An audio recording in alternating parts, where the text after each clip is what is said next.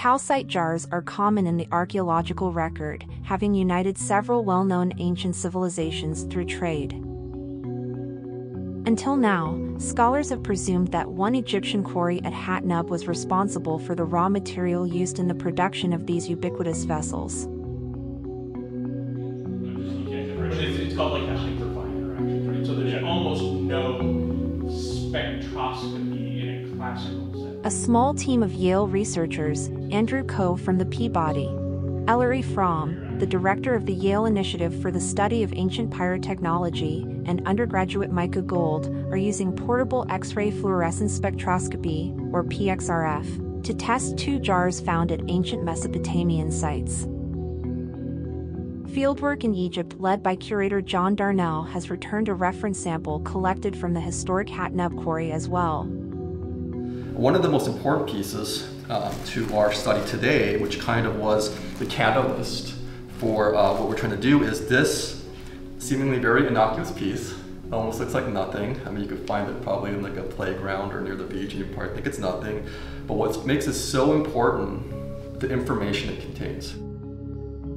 pXRF is a non-destructive chemical analysis technique used to determine the elements present in a material. You're going to take like two measurements back to back so that the energy that goes into the sample is going to change to fluoresce different parts of the spectrum. Mm-hmm. So by focusing X-rays onto a sample, its atoms fluoresce, or become energized, and re-emit new particles whose elemental composition can then be precisely measured. It'll change its filters and its settings, and then it will measure the light elements after that.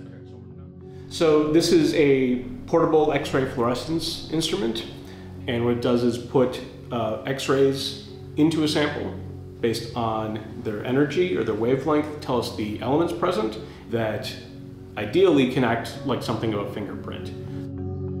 One of the jars is inscribed with various Egyptian scripts, and, based on organic residue analysis, once contained an opiate of some kind. Its stone was clearly sourced from Hatnub. The second jar is uninscribed and, based on initial findings, composed of calcite sourced elsewhere. Its contents also contain no traces of opiates. Right. You have different cultures from thousands of years ago interacting with each other, mixing with each other, and that to me has been fascinating.